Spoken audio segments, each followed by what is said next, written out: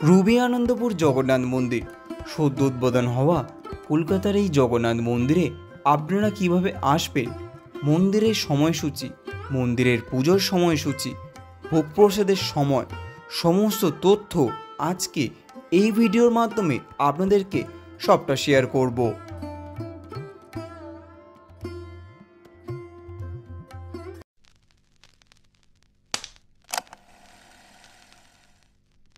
নমস্কার বন্ধুরা, আশা করি সকলে ভালো আছেন এবং সুস্থ আছেন। আইটি নতুন ভিডিওতে আপনাদের সবাইকে জানাই সুস্বাগতম। আজকে আমি এসেছি কলকাতার আনন্দপুরে সদ্য উদ্বোধন হওয়া জগন্নাথ মন্দির। এই জগন্নাথ মন্দির সপ্তাহে কোন কোন দিন খোলা থাকে, কটা থেকে কটা পর্যন্ত খোলা থাকে, এখানকার ভোগ প্রসাদের সমস্ত তথ্য আজকের ভিডিওতে সমস্তটা আপনাদেরকে শেয়ার করতে চলেছি। তাহলে চলুন আজকে ভিডিওটি শুরু করা যাক। প্রথমে আমরা জানব কিভাবে আসবেন এই মন্দিরে। উল্টোডাঙ্গা থেকে মুকুন্দপুর রবি হসপিটালের দিকে যে সমস্ত বাসগুলি যাচ্ছে সেই বাসে উঠে পড়ুন। নামতে হবে রবি হসপিটালে, কিংবা হাওড়া থেকে যদি আসেন রবি বাস স্ট্যান্ডের যে কোনো বাসে উঠে রবি হসপিটাল বাস স্ট্যান্ডে নামতে হবে, কিংবা শিয়ালদা থেকে যদি আসেন শিয়ালদা থেকে 3C/1-এ উঠে একদম আনন্দপুর বাস স্ট্যান্ডে চলে আসুন। এখান থেকে সময় লাগবে মাত্র 2 মিনিট। এখন আমরা এই রুবির মোড়ের অর্থাৎ নতুন নাম রবি ঠাকুরের মোড় থেকে রবি হসপিটালকে বাম দিকে রেখে এগিয়ে যাব, যেটি একদম মন্দিরের সামনে মিট করবে। হাঁটা পথে সময় লাগবে 10 মিনিট। আপনারা চাইলে টোটো ধরে একদম মন্দিরের সামনে চলে আসতে পারেন। এই জগন্নাথ মন্দিরটি মোট 7 কাঠা জমির ওপর নির্মাণ করা হয়েছে। মন্দিরের গঠনশৈলীতে আপনারা কলিঙ্গের স্থাপত্য শৈলী দেখতে পাবেন, যা দেখতে চমৎকার লাগছে। মন্দিরটি প্রধানত জগমোহন ও মূল মন্দির দ্বারা নির্মিত। মন্দিরের সামনের অংশ হল জগমোহন, যেখানে কলিঙ্গ স্থাপত্য শৈল দেখতে পাবেন। তারপর মূল মন্দির, যার উচ্চতা প্রায় আন্দাজ করা যায় 40 থেকে 50 ফুট। মূল মন্দিরের ওপরে রয়েছে ধ্বজা, যা একটু পরেই উড়বে, অর্থাৎ একটু পরেই এই ধ্বজা খোলা হবে। মন্দিরটি মূলত রাজস্থানের পাথর দিয়ে নির্মিত কাজ সম্পন্ন করা হয়েছে এবং শোনা যাচ্ছে যে সমস্ত কারিগরের হাতে এই মন্দির নির্মাণ করা হয়েছে তারাও রাজস্থান থেকে এসেছিল।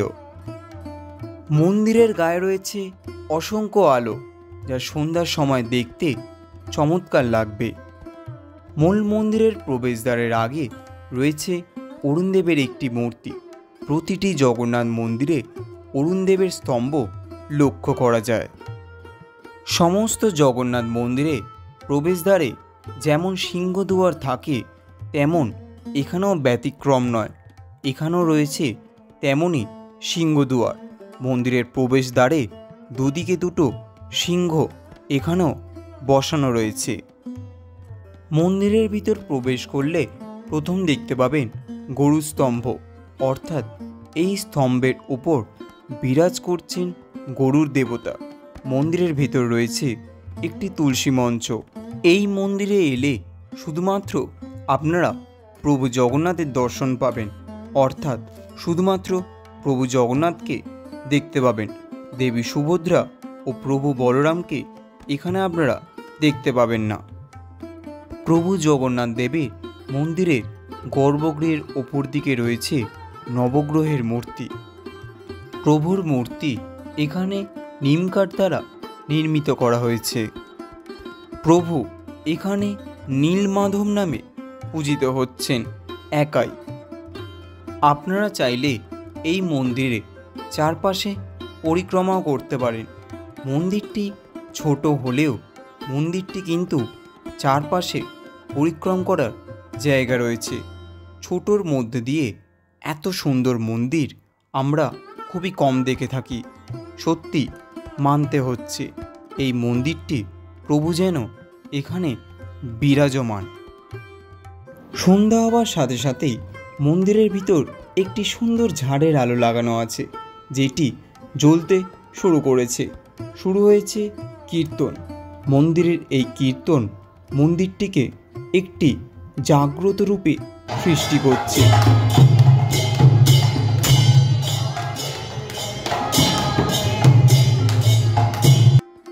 সন্ধ্যা আরতির সময় এই কীর্তন দেখতে কিংবা শুনতে দুটোই ভালো লাগছিল বেশ। এরপর ভক্তদের আনা ফুল প্রভুকে নিবেদন করা হলো। এরপর প্রভুকে ভোগ আজকে নিবেদন করা হলো। এরপর এখানে পর্দা দিয়ে দেওয়া হলো, কারণ এই ভোগ প্রভুকে এখন নিবেদন করা হচ্ছে। এর জন্য কিছুক্ষণ এই পর্দা বন্ধ থাকবে। এরপর খোলা হলে প্রভুকে আবার সন্ধ্যা আরতির সময় পূজা অর্চনা করা হবে। এরপর শুরু হলো সন্ধ্যা আরতি, অর্থাৎ প্রভুকে এবার পুজো করা হবে।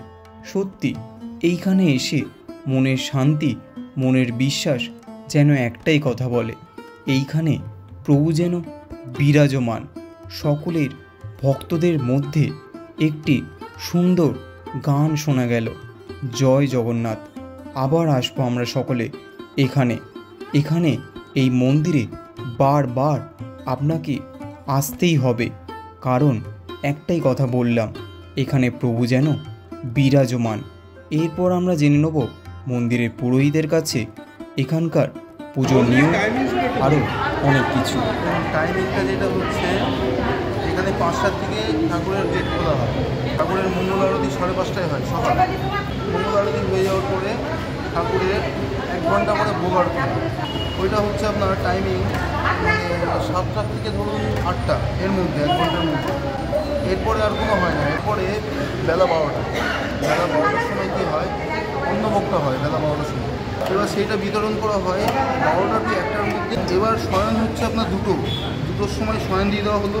এখানে হয়ে গেল 4টেই মন্দির খুলল। আপনারা দেখতে পেলেন, আপনি 4টে এসেছিলেন। সন্ধ্যা আরতির টাইমিংটা হচ্ছে 6:30টা টু 7:30টার মধ্যে। এবার ভোগটা দিয়ে দেওয়া হয় 7:30টায়। তারপরে হচ্ছে শয়নের টাইমটা আছে 8টার পরে আর পুজো হয় না। এবার কেউ দর্শন করতে চাইলে 9টা অবধি আমাদের গেট খোলা থাকে। 9টার পর আমাদের গেট পুরোপুরি বন্ধ হয়ে যায়।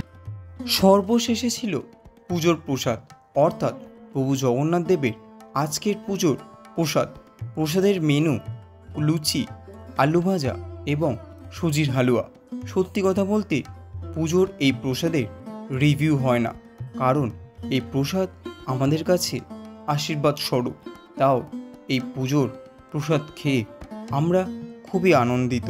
সো ফাইনালি বন্ধুরা, আজকে কিন্তু এই আনন্দপুরের জগন্নাথ মন্দিরের সমস্ত তথ্য আপনাদের মধ্যে শেয়ার করলাম। কেমন লাগলো আজকে ভিডিওটি, অবশ্যই আপনার মূল্যবান কমেন্টটা আমাদের কমেন্ট বক্সে গিয়ে করে যাবেন। ভিডিওটি যদি ভালো লেগে থাকে তাহলে অবশ্যই like, comment, share and subscribe করতে ভুলবেন না। দেখা হচ্ছে দুর্দান্ত একটা ডেস্টিনেশন নিয়ে, ততক্ষণের জন্য টাটা, স্টে টিউন, বাংলার কাজ। সকলে ভালো থাকবেন এবং সুস্থ থাকবেন।